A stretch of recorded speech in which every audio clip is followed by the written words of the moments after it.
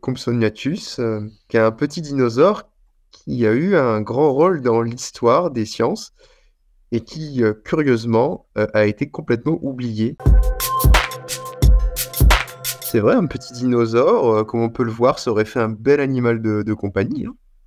Voilà, petit gabarit. On a essentiellement deux spécimens qui sont bien complets. Un qui fait une soixantaine de centimètres, c'est l'holotype, donc le spécimen de référence. Un second, un peu plus grand, qui lui dépasse le mètre, il approche le mètre 50 d'ailleurs. Compsognathus, c'est un mot qui veut dire donc mâchoire élégante. Gnathus qui vient de gnathos, donc la mâchoire. Et l'espèce Longipes, il a de longs pieds. Et ça se voit assez bien du coup sur là les schémas. C'est un animal très gracile, hein, et qui, semble-t-il, devait être assez véloce. Donc un petit carnassier, qu'on a notamment découvert dans l'estomac donc de l'un des spécimens, des restes d'un petit reptile. Là, ici, vous avez une petite reconstitution d'un jeune artiste qui s'est lancé il n'y a pas très longtemps dans les représentations de dinosaures. Pour la petite anecdote, je fais un petit crochet avant de parler de l'histoire, parce que dans les deux spécimens de Compsognathus, le plus grand des deux, il a été découvert en France, à Canjuers, dans le Var, dans les calcaires lithographiques varois, au siècle dernier. Là, vous avez ici donc le spécimen en question, qui appartient au Muséum national d'histoire naturelle de Paris. Ce qui est rigolo avec notre spécimen français, c'est que lors de sa première description, on l'a imaginé avec des espèces de nageoires au membre antérieur. Et en fait, dans le fossile, au niveau du membre antérieur, la main est pas bien préservée, quasiment pas d'ossement. Notamment, M. Bidard, lors de l'interprétation du spécimen, il avait vu une texture sur le calcaire qu'il avait interprétée comme les restes d'une empreinte d'une palette natatoire, un organe pour servir à la natation.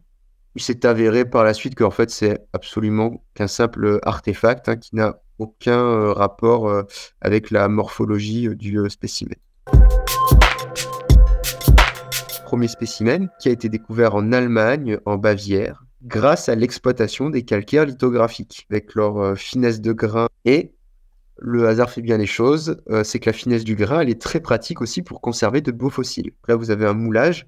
Par contre, pour compenser à côté, ça, c'est le dessin interprétatif de celui qui va le nommer, le décrire pour la première fois. C'est un monsieur qui s'appelait Wagner. Vous avez sa première représentation historique. Alors, lorsqu'il va le décrire, ce Compsognathus, il va l'interpréter comme un petit reptile, pas comme un dinosaure, contrairement à ce que j'ai dit tout à l'heure. Il faut vous imaginer donc que dans les années 1860, faire de cet animal un dinosaure, ça n'avait pas trop de sens. Pour la simple et bonne raison que dinosaure, ça veut dire lézard terriblement grand. Et oui, donc voilà. Donc Sir Richard Owen, quand il a créé le mot dinosaure, il a tenu à être assez explicite. Ça devait désigner des animaux de grande taille, des lézards éléphantins, si on reprend un peu une expression qui donnait dans ses textes. Donc à titre d'exemple, donc là je vous ai repassé en rouge par exemple les restes de Megalosaurus, qui est l'un des animaux qui avaient servi à l'établissement de la définition du mot dinosaure, avec d'autres espèces de fossiles. Donc à chaque fois, voilà, c'était vraiment des animaux qui étaient de très grande taille, hein, qui rivalisaient avec nos plus grands mammifères. Donc le petit Compsognathus allemand, avec ses 60 cm de long, il n'avait pas trop sa place avec les autres dinosaures, hein. Enfin, jusqu'à un moment, quand même. On va commencer à se rapprocher. Il y a un fervent défenseur des idées de Darwin, qui s'appelait Thomas Huxley, qui, donc porteur de la pensée darwinienne, il va se pencher sur ce fossile et il va se dire « Ah bah, il a l'air plutôt intéressant quand même, ce petit Compsognathus ». Et il va se rendre compte, en le comparant donc avec d'autres restes de dinosaures et avec un groupe d'oiseaux en particulier, ce qu'on appelle les ratites. Donc c'est les autruches, les émeus, les casoars, donc tous ces grands oiseaux qui ne volent pas. Et il va se dire, tiens, lorsque je compare les squelettes de tous ces animaux, Compsognathus, il a l'air d'être un peu l'intermédiaire entre les deux, c'est rigolo. Et il va notamment, donc, dans un de ses articles, employer le fameux terme de chaînon manquant. Par contre, j'insiste, il emploie le terme avec des guillemets. C'est très important. Ouais. Il préférait plutôt parler d'animal intermédiaire, d'animal de transition. Néanmoins, pour préciser un peu la pensée, la vision de Huxley, il faut avoir en tête qu'à son époque, lorsqu'on fait un peu les classifications, c'était une vision très ordonnée de la nature. Donc c'était complètement comme dans la naissance de la stratigraphie, il faut faire des belles boîtes bien limitées. Huxley, lui, comme il est porteur de la pensée darwinienne, il veut faire des liens en fait entre ces boîtes pour représenter la chose, parce qu'il n'y a pas de schéma dans le travail d'Huxley. Alors j'ai bidouillé ceci. Les reptiles en vert, donc Compsognathus quand même dedans les reptiles, parce que ça reste quand il a été identifié un reptile. À côté, les oiseaux en orange, avec le célèbre Archaeopteryx, qui n'intéresse que très peu Huxley d'ailleurs. Ce serait grâce à lui qu'on ferait un croisement là entre ces boîtes de reptiles et d'oiseaux. Et donc pour Huxley, voilà, donc le Compsognathus, ce serait une sorte de pierre de Rosette en fait, hein, puisqu'il ferait le lien entre les reptiles et les oiseaux, et encore mieux, entre les dinosaures et les oiseaux.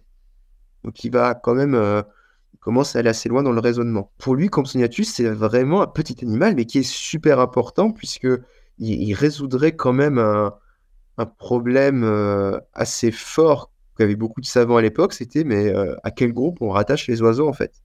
Et donc Compsognathus, ce serait celui qui apporterait la réponse, puisque son squelette, il a beaucoup de ressemblances avec de nombreux oiseaux, dont en particulier les oiseaux qui ne volent pas, comme les autruches. Actuellement, les choses ont changé. Ça a continué dans le chemin de Huxley, puisque Compsognathus, maintenant on sait que c'est un dinosaure. Les oiseaux, maintenant on sait que ce sont des dinosaures. Donc les oiseaux, maintenant sont des reptiles, donc tout le monde serait dans le paquet reptile. Maintenant, il faudrait que je bouge les cercles. Cependant, quand les cercles ont bougé, il s'est passé quelque chose. Il se trouve que l'histoire avançant, c'est Archaeopteryx qui a récolté tous les lauriers de la forme intermédiaire qui fait le lien entre les oiseaux et les reptiles. D'ailleurs, dans plein d'anciens ouvrages et exercices de SVT, c'est tout le temps Archaeopteryx qui est pris pour l'exemple.